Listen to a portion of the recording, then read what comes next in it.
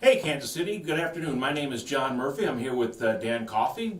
We're CFRG, Citizens for Responsible Government, and we're here to talk to you today about the upcoming vote on November 7th about the airport. I want to basically shake out some of the malarkey that people have been hearing and straighten everyone out on the facts.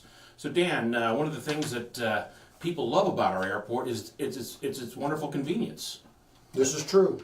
And while the proponents for the new single terminal airport asking you to vote yes on November 7th will tell you that their new airport will be as convenient as the one we have now. We have had engineers study that comment and have found that it's not necessarily true. For example, our existing airports, we have two terminals currently being used, B and C, and those two terminals have a total of 4,000 linear feet of curb space. This is the area where passengers are able to load and unload before they enter the terminal. The new single terminal that they're proposing will only have 1,200 linear feet of curb space, and that's on two levels, 600 feet on the top level and 600 feet on the lower level.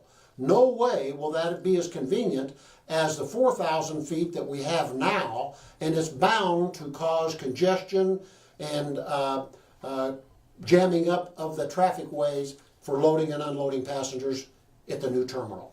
So that's one thing. In addition, the amount of time it takes to get from your car to the airline gate is maybe 100 feet in just a couple of minutes. What they're planning on doing is that's because of the multi terminals and the ability to enter the airport through many different gates. So that convenience factor, where you're basically in line for about 4 minutes, average of 4 or 5 minutes. Take a look at Denver, which has one entranceway, and that one entranceway at Denver could take you an hour. What people in Kansas City like is the fact that you can go to the airport, drop your bags off, and get to the gate and sit there, wait for the plane in under 5 minutes. That's a great convenience. In 2016, Kansas City Airport had some of the lowest waits for security check-in in the country. That's been documented, and you can go online and check those facts. With this new terminal, like John mentioned, it'll be kind of like Denver, one TSA check-in point for security, and that will, of course, back up traffic and back up lines. You'll probably have to get to the airport, I would guess 45 minutes, maybe even an hour, sooner than you do now, just because of the increased time it's going to take to get from the curb into where the gate area is and go through the security checkpoints. It will take longer. So the fact that they say it's going to be as convenient as what we have now, that's a myth, and it's not true. Okay? Yeah, that's again another myth. Dan, speaking of myths, back in 2013, the folks at the airport and the mayor were citing safety as the reason for renovating. Well, that turned out not to be the case. They were saying that TSA was demanding it, and TSA demanded nothing of the sort. Again, they're citing safety, saying that it's very important that we do this now for safety reasons. What's the myth around that? Well, again, we had architects and engineers take a look at, there's not really a lot of plans out there that they've given us, but what they have given us indicates to us that the new terminal will not be as safe in the event of a terror attack or attack of some type as the terminal we have now. Keep in mind, those terminals that we have now, those horseshoe-shaped terminals, are solid reinforced concrete. They're like bomb shelters. The new terminal that they're proposing is basically glass, a lot of glass, some steel, but it's not nearly going to be as safe as the terminals that are there now. Plus the fact that the parking garages at our terminals today are below ground. That's a much more of a safety factor than having parking garages above ground.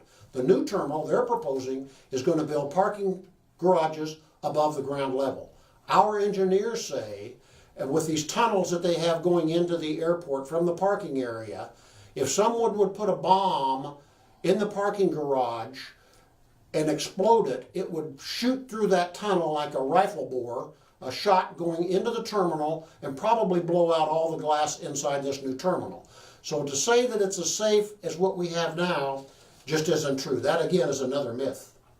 And a tornado would make a small work of what looks like this new terminal, because it's not nearly as built as well as the terminals we have out there now.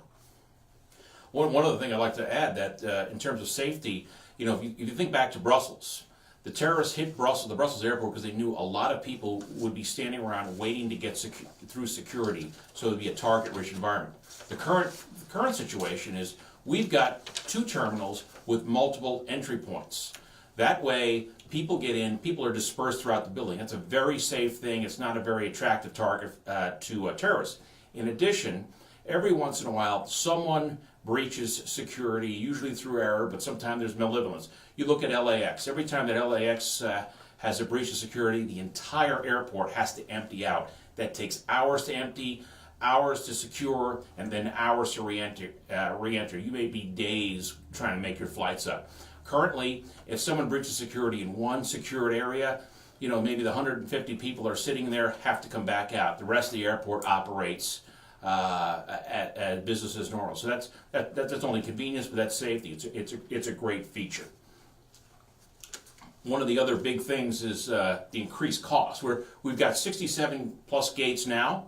We're going down to 35, and we're spending what per gate to do that. We're the only airport in the country that is actually downsizing and spending $1 billion+ to do so. At our cost, the cost that they're projecting for this new single terminal is running about $35 million per gate, as opposed, for example, to Dallas-Fort Worth Airport. Has exactly the same type of terminals that we have. They're horseshoe-shaped, solid concrete, were built just about the same time KCI was built. They're maybe 2 years newer than KCI. They're not tearing them down as they're going through a remodeling process. They're going to spend $2.7 billion remodeling those horseshoe terminals because they see the benefit of the way they're constructed and how traffic and stuff can flow through those terminals with a little bit of alteration.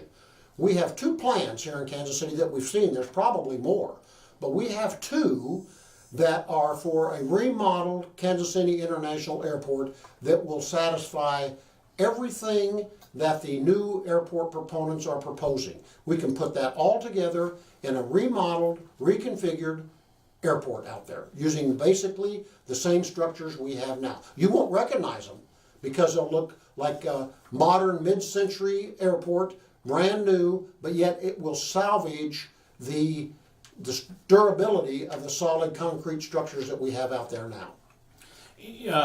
Like I said, we're going from 67 gates down to 35. 2009, didn't the city have a study done that said they needed to increase the gate, basically have 50 gates? So who's that going to help? Is that going to help us get more flights when we shrink the airport? Absolutely not. According to a Southwest airline executive, as a matter of fact, he stated that there's only 2 things that get more flights into a city. One is gate availability, having gates, and the other thing is passengers sitting in the seats. Kansas City International Airport right now has extra gates. We have gates. What we don't have is passengers in the seats. We don't have enough traffic in our airport to warrant more flights, either domestically or internationally.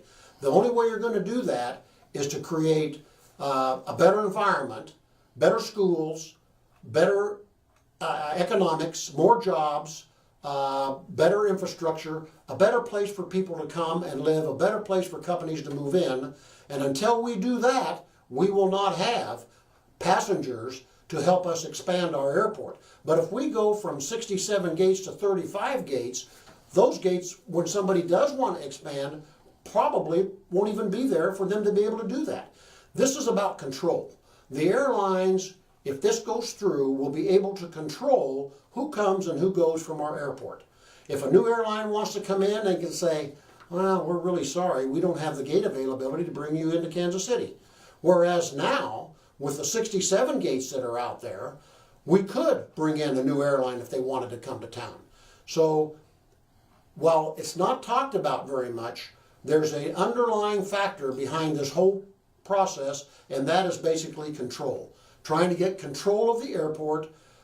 When they do the downsize, if they get that done, they will renegotiate the contracts with the airlines. And the contracts that the airlines are asking for give them way more control over the airport than they have now. It's not good for the city of Kansas City, Missouri to relinquish the control that we have now on that airport.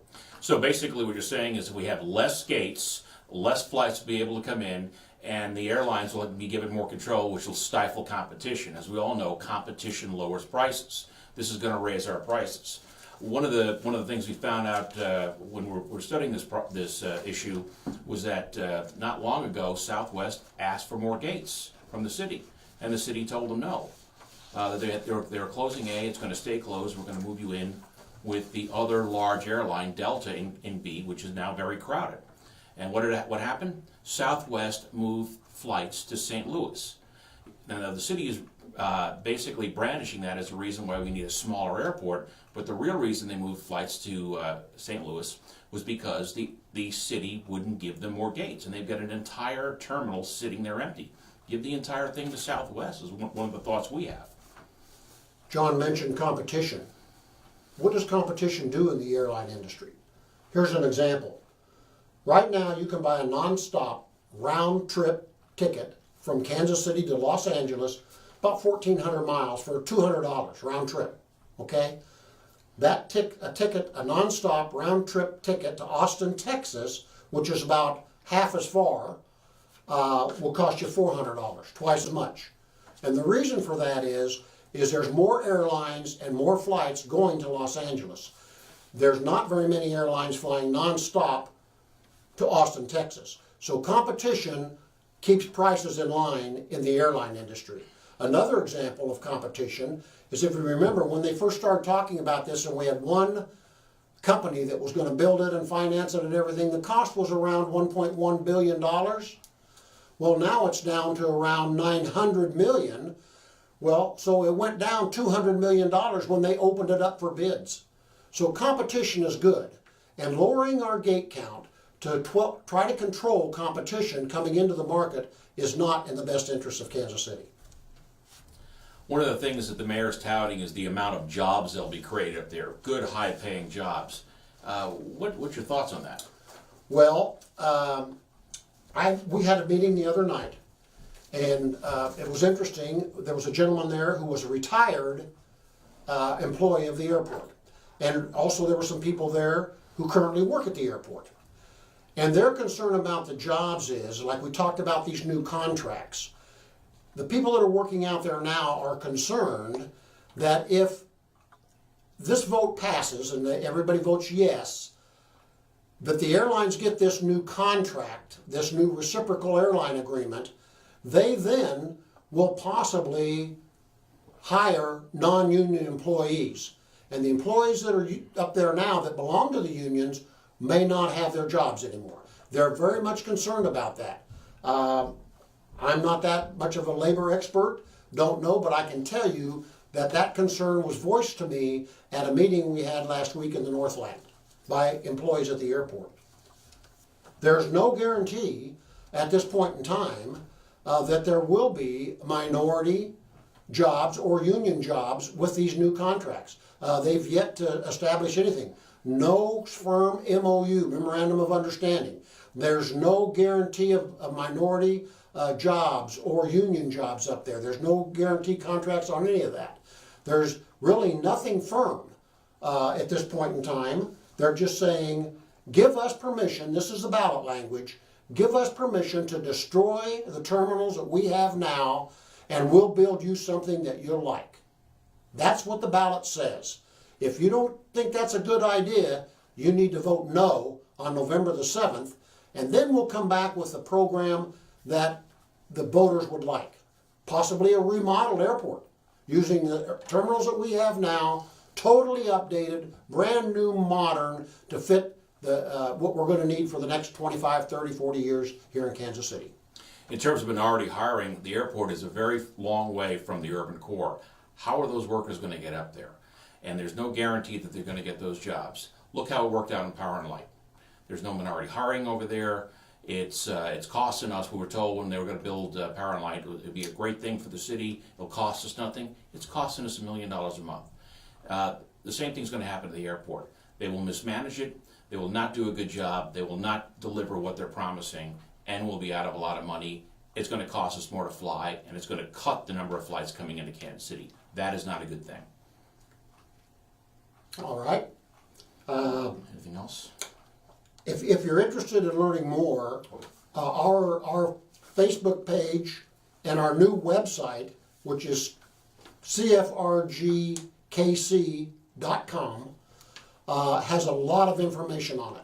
We have a series that we did called the Mythbusters, and it talks about all the myths being put out there by the politicians and local business people, talking about how we just got to have this new airport. Remember, they're spending $2 million to tell you that you need to do this.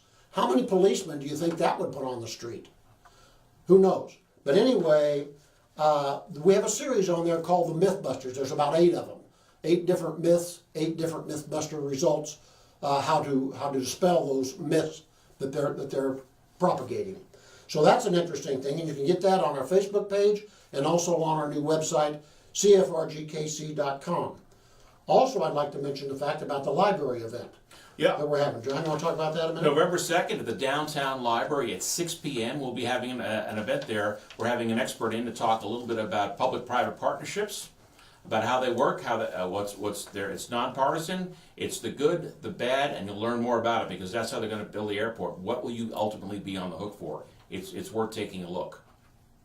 And again, we just ask you to please consider when you go to vote on Monday or on Tuesday, November 7th, and please do go vote, we want you to consider the fact that there is no guaranteed contracts for that airport. There's no guaranteed minority or union labor agreements in place. There's no firm plan, and actually the contractor isn't totally firmed up yet. So rather than buy something that you don't know for sure what the answers to those questions are, we would like to encourage you to vote no so that we can then realign the plan and come back with something that the Kansas City voters deserve. Vote no in November.